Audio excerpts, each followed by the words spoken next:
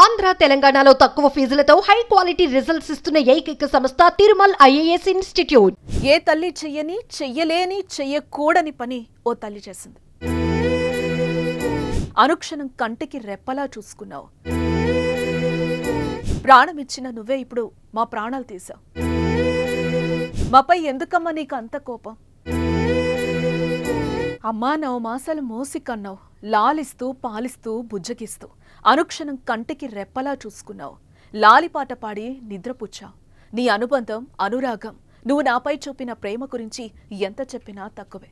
ప్రాణమిచ్చిన నువ్వే ఇప్పుడు మా ప్రాణాలు తీసావు. మాపై ఎందుకమ్మా నీకు అంత కోపం? మేమేం చేశాం పాపం? నీతో పాటే మమ్మల్ని ఎందుకు ఈ లోకం నుంచి దూరం చేశావు?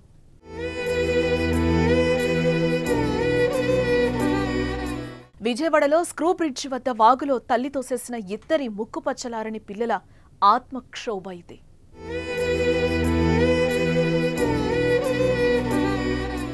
ఏ తల్లి చెయ్యలేని చెయ్యకూడని పని ఓ తల్లి చేసింది. జీవితంలో వచ్చిన కష్టాలకు పిల్లలను బలి చేసింది.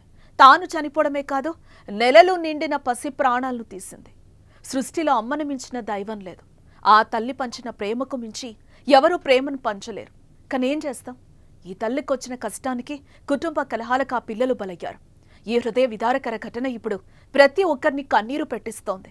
అసలు ఆ తల్లి తీసుకున్న కఠిన నిర్ణయం వెనుక కారణమేంటి? అంత కష్టం ఏమొచ్చింది?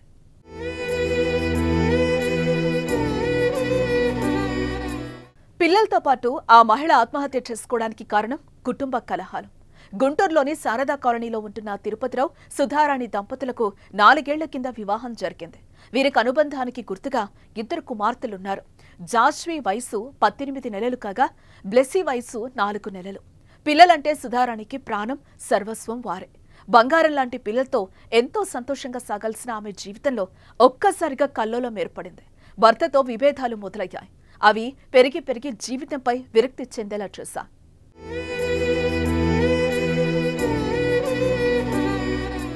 సెప్టెంబర్ 28 శనివారం రాత్రి మరోసారి తిరుపతిరావు, సుధారాణి మధ్య గొడవకు దిగారు. దీంతో కృష్ణలంక వద్ద కళానగర్లో ఉంటున్న తిరుపతిరావు అన్నయ్య కోటేశ్వరరావుకు తెలిసి భార్యాభర్తల మధ్య ఉన్న వివాదాన్ని సర్ది చెప్పడానికి వారిని విజయవాడకు పిలిపించారు. ఆదివారం ఉదయం కోటేశ్వరరావు ఊరు వెళ్లాడు. తర్వాత కాసేపటికే తిరుపతిరావు బయటకు వెళ్లాడు. ఆ తర్వాత సుధారాణి తన 2 పిల్లలతో కలిసి వెండి సర్కిల్ వద్ద ఉన్న స్క్రూ బ్రిడ్జ్ దగ్గరకు చేరుకుంది. అక్కడి నుంచి బందరు కాల్వలోకి దూకేసింది. వారిని కాపాడేందుకు స్థానికులు ప్రయత్నించినా ఫలితం దక్కలేదు. చిన్న కుమార్తె బ్లేసీ మృతదేహం కనిపించగా సుధారాణి, జాస్వి ఆచూకీ సోమవారం ఉదయం వరకు లభించలేదు. వారి కోసం ఎన్డీఆర్ఎఫ్ బృందాలు గాలిస్తున్నాయి.